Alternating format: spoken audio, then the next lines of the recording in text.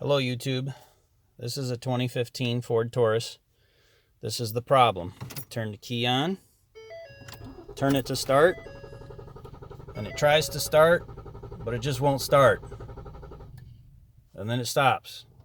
So, the problem can be right here, right rear fender, fuel pump control module. See that little box? Right rear fender. That's what it looks like.